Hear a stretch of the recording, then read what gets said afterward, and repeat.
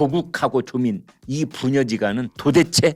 딸 조민은 아버지 북 콘서트 무대에 올라서 우리 아버지는 청렴 결백한 논리주의자입니다. 정말 웃음밖에 안 나옵니다. 그러자 조국 지지자들이 환호를 하고 뭐 박수를 치고 그랬다고 그래요. 지금 조국은 1심 판결에서 징역 2년 선고받았습니다. 그의 딸도 입시 비리, 7가지 스펙이 다 거짓말. 제가 한 말이 아니라 법원이 다 그렇게 판결을 내렸습니다. 엄마는 4년, 아빠는 2년 징역. 그런데 북 콘서트를 열고 관객들의 환호를 받으면서 청렴 결백을 얘기하고 있습니다.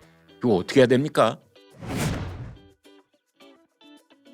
서울중앙지법은 이재명 대표의 대장동 유래신도시 성남FC 사건을 자체 예규에 따라서 신속처리 사건으로 지정을 했다. 이재명 대표가 2가지 재판을 받아야 되는데 하나는 공직선거법 위반 허위 사실 공표 혐의, 하나는 이제 특경법상 배임 혐의. 공직선거법 위반은 재판이 격주로 금요일마다 열리고 있는데 신속처리 사건이 되면 일주일에도 2번씩 열릴 수 있는 겁니다. 법원의 예규에 따르면 공직선거법 위반은 8월 말이나 9월 초 공직선거법 위반 제1심 판결이 나와야 되는 거고, 대장동 사건은 신속처리 사건으로 지정 빨리빨리 진행이 될 겁니다. 내년 총선거를 앞두고 가장 민감한 시기에 대장동 사건에 대한 우두머리에 관한 제1심 선고 결과가 나올 수 있는 겁니다.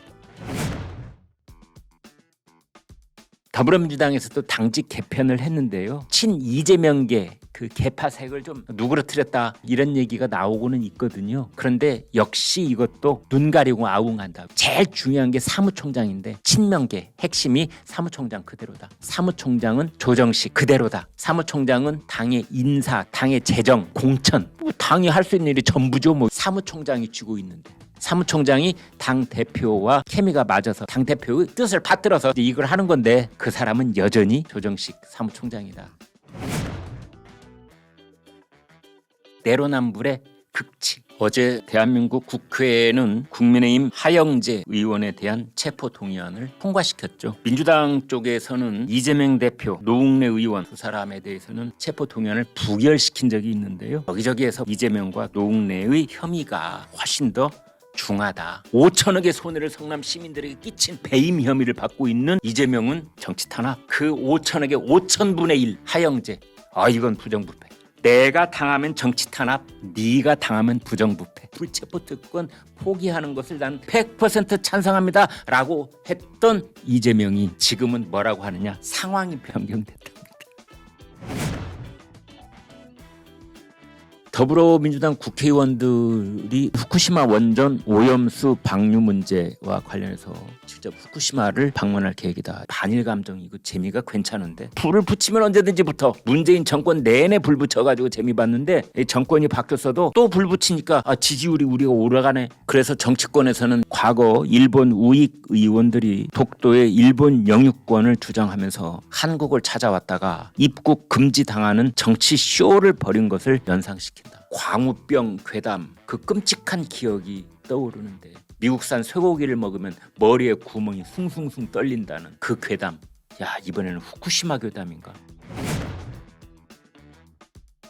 국회 본회의에서 대정부 질문이 있었는데 정치 외교 통일 분야에서, 근데 정치 외교 통일 분야 하는데 왜 법무장관 불러내는 거예요? 제가 더불어민주당 사람들한테 물어봤어요. 왜 자기네들은 직접 연관 하나도 없는데 한동훈 장관 물어보냐 그랬더니 한동훈 장관한테 질문을 해야 자기도 뉴스를 탄답니다. 비록 스스로 바보가 되는 한이 있더라도 뉴스를 타니까 한동훈 장관 불러낸다. 또 뭐 질문을 하다가 갑자기 한동훈 장관한테 애창곡이 있냐? 그래서 한동훈 장관이 윤도현은 아닌데요. 청담동 술자리 의혹 때 한동훈 장관이 윤도현 노래를 이렇게, 그러자 김효재 의원이 한동훈 장관 보면은 애모 그 노래가 생각이 난다. 그대 앞에만 서면 왜 나는 작아지는가, 그 대목이 있잖아요. 비아냥거리는 겁니다. 한동훈 장관이 웃으면서 그랬다네요. 지금 말씀하시는 것에 국민들이 판단할 것이다. 이재명 대표 부모 묘소 훼손 사건, 그쪽 문 중에 어떤 한 사람이 길을 보충하라는 뜻에서 행한 인사다 이렇게 되어 있습니다. 이재명 대표가 그 당시에 이렇게 말했었습니다. 일종의 흙주술로서 무덤의 혀를 막고 후손의 절멸과 폐가망신을 저주하는 흉맥 하나씩 따져보겠습니다. 이 일을 했다는 그 문중 그분, 나라를 시끄럽게 했던 그 한 달 동안 왜 조용히 있었습니까? 이 일이 쉽게 넘어갈 거라고 생각했습니까? 아니면 혹시 이재명 대표 측이 조용히 있으라고 입막음을 했습니까? 두 사람은 왜 한 달 동안 입을 다물고 있었는지 국민께 밝혀야 됩니다. 두 번째, 이재명 대표 몰랐습니까? 부친 묘입니다. 그 묘를 파헤치고 저런 돌멩이를 묻었는데 그 아들 모르게 했다? 이재명 대표 정말 몰랐습니까? 대한민국 공당의 당 대표로서 사과해야 되는 거 아닙니까? 국민들께. 윤석열 대통령과 부산 엑스포 실사단이 저녁 만찬을 하고 난 다음에 자 우리끼리 밥 한 끼 먹자 이렇게 해서 간 곳이 일광 횟집입니다. 이것을 놓고 청담동 술자리 의혹을 제기해가지고 크게 논란을 현재까지도 빚고 있는 더 탐사 거기를 중심으로 친일몰이를 하고 있는 겁니다. 횟집 이름에 일광이라는 말이 들어갔는데 일제 강점기에 만들어진 행정구역이다. 이제 그러자 또 야권 지지자들이 몰려가가지고 별점을 딱 하나만 줬답니다. 이게 무슨 짓거리들입니까 도대체. 태영호 국민의힘 최고위원이 신랄한 얘기를 했습니다. 그런 논리라면은 더불어민주당이라는 당 이름을 한번 보자. 김일성이 쓴 회고록 제목이 세기와 더불어. 더불어민주당 알고 봤더니 그 더불어라는 말을 김일성 회고록에서 따온 거구만. 야, 거기서 끝날 수 있냐. 유럽인들은 일광욕을 굉장히 좋아하는데 일광욕 좋아하면 전부 다 친일파. 온실가스 감축이라는 게 있지요. 탄소 배출량. 이걸 이제 국제적으로 서로 약속을 해서 탄소를 줄여가자. 문제는 문재인 대통령이 혼자 그냥 인심 쓰듯이 대한민국은 40%를 줄이겠어. 자기가 다 줄이고 떠나든지. 그러면 그걸 누가 떠안느냐? 후임 정권. 2030년까지 뭘 줄이겠다고 약속을 잔뜩 해놨어요. 국제사회의 이 약속은 말이죠. 이런 원칙이 하나 있습니다. 후퇴하지 않기로 된 약속 조항이 또 있습니다. 후임 대통령이 그걸 줄일 수가 없어요. 문재인 정부에서 왜곡된 감축 목표를 보니까 그런 계획들이 다 철회가 됐답니다. 문재인 정부가 약속했던 44% 달성 어렵답니다. 생색은 지가 다 내고 부담은 다 떠넘겨놓고 그런 폐해를 후임 정권 그리고 국민들이 그리고 우리 산업계가 우리 기업이 고스란히 떠안아야 되는 겁니다. 투표 한번 잘못하면은요 5년만 고생하는 것이 아니라 10년 20년 고생을 하는 겁니다. 전여옥 전 국회의원이 이렇게 말했습니다. 터졌어요. 핵폭탄 이정근 게이트. 현직 윤관석 민주당 의원을 비롯해서 꼼짝없이 날아갈 의원들이 최소한 20-30명은 되겠다. 민주당 의원에게 살포한 돈의 대상자들이 최소 40명. 전여옥 의원은 이 모든 일에 중간 연결고리로 이정근이 있다는 걸 캐치해내는 겁니다. 이런 제목을 달았습니다. 더불어 봉투당. 이런 말도 합니다. 저는 늘 이정근이라는 여자가 수상했습니다. 도무지 감이 안 되는데 서초 지역구를 입안에 알사탕 마냥 물고 있어서입니다. 이제 그 의문이 풀렸습니다. 더불어 봉투당 뇌물창구였습니다. 지은 죄가 있으면 잡사범처럼 묵비권을 행사할 것이지. 여기서 잡사범은 이재명 대표를 가리킵니다. 이재명 더불어민주당 대표가 돈봉투 의혹에 대해서 깊이 사과한다. 본인 의혹은 사과 안 합니까? 허위사실 공표 공직선거법 위반, 대장동 특혜 의혹, 유래신도시 특혜 의혹, 성남FC 제3자 뇌물 혐의. 본인 문제에 대해서는 사과 안 하는지요. 두 번째, 본인이 송 대표한테 조기 귀국을 해달라 요청할 자격이 있습니까? 이재명 입장에서 본다면 송영길은 정치적 은인이죠. 7월 내에 이제 귀국할 예정인데 송영길 전 대표 입장에서 본다면 네 코가 석자야 이렇게 말하고 싶은 심정이지 않겠습니까? 지금 민주당 내부에서는 이참에 다 갈아치우자 이런 분위기도 있습니다.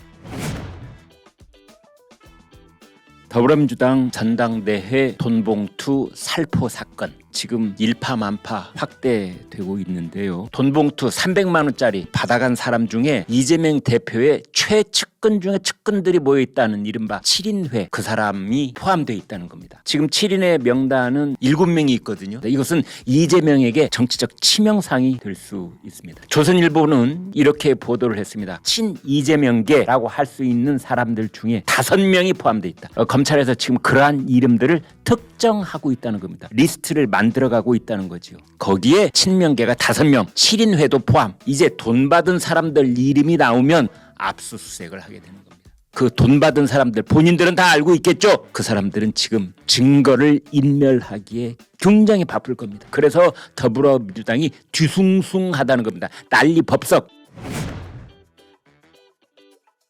지금요 이재명은 송영길이 기자회견하는 것에 불만입니다. 전당대회 돈봉투 살포 사건은 당대표 유력 후보가 스폰서한테 돈을 땡겨가지고 돈봉투를 300만 원씩 넣어서 조직적으로 돌린 이 사건, 이건 조직범죄입니다. 이 사람들 사이에서는 무슨 일이 발생하느냐, 죄수의 딜레마. 내가 어디까지 불어야 나의 형량이 최소화될까. 지금 이재명과 더불어민주당 당 지도부 입장에서는 송영길이 자기 살궁리 하느라고 무슨 말을 하게 될까 봐 전전긍긍하고 있는 겁니다.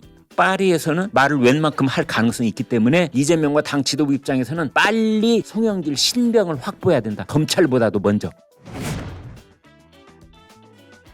송영길 전 민주당 대표 다른 질문에는 비교적 소상하게 빼놓지 않고 다 대답을 했는데 한국에 가서 이재명 만날래라고 물어봤더니 아무 대답을 안 해. 둘 사이에 뭔가 해결하지 못한 문제가 남아있는 겁니다. 2021년에 송영길 민주당 대표의 정무조정실장을 했던 사람이 있습니다. 그 사람을 알고 봤더니 돈심부름을 한 주역 중에 한 사람인데요. 이재명 성남시장 시절에 성남시에서 근무했던 사람입니다. 이재명을 위해서 성남시에서 여러 해 동안 일해왔던 이 사람이 어떤 이유로 송영길에게 갔을까? 그 중에서도 핵심 자리 정무조정실장까지 했을까? 송영길과 이재명, 이재명과 송영길 두 사람의 수상적인 거래 의혹, 결정적인 거래가 있지 않았느냐라고 의심할 수밖에 없는 겁니다. 송영길 인천공항에 들어오면서 그렇게 말했습니다. 오늘이라도 저를 소환하면 적극 응하겠다. 이제 도착했으니 상황을 좀 파악하겠다. 제가 모르는 사안이 많다. 형용모순입니다. 앞뒤가 틀린 말인 거죠. 검찰을 향해서 지금이라도 연락 달라. 지금이라도 소환을 하면 검찰로 바로 가겠다. 그래 놓고 모르는 일이 많다. 아니 모르는 일이 많은 사람이 검찰에 가면 어떡합니까? 검찰은 송영길이 알고 있는 거 다 털어놓으라고 돈봉투에 대해서 이러저러한 일을 물으려고 그렇게 소환을 해도 할 것인데 송영길은 나를 소환하라 해놓고 나는 근데 잘 모른다. 그럼 뭐하러 소환해?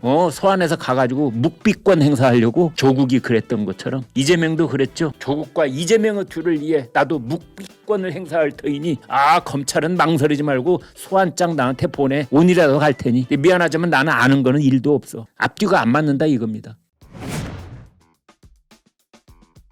윤석열 대통령 어제 미국 의회 하원 본회의장에서 연설을 44분 동안 참 대단하죠. 후임 대통령이 애쓰고 있는데 문재인 전 대통령 여기다가 재를 뿌리고 있습니다. 4.27 판문점 선언 5주년 학술회의에다가 서면으로 기념사를 보냈답니다. 그러면서 판문점 선언은 평화의 이정표다. 한반도 정세가 악화되고 있다. 누구 때문인데? 아니 문재인 대통령님 대답 좀 해보세요. 당신하고 김정은 때문이잖아요. 김정은 핵실험 6번 하고 당신이 있는 동안에 작년 한 해 동안 미사일 70번 발사하고 거기에 대해서는 그런데 왜 이런 반구가 없어요. 참 기가 막힌 멘탈리티입니다. 이러한 상황이 지속되면 결국 평화가 깨지고 국민의 생명도 안전도 경제도 돌이킬 수 없는 위험에 빠뜨릴 수 있다. 누가 위험에 빠뜨렸는데? 김정은을 3번씩이나 만나면서 돈과 시간을 벌어다준 문재인 대통령과 김정은 북한 체제가 이 위험을 만들었습니까? 대답을 해보시라니까요.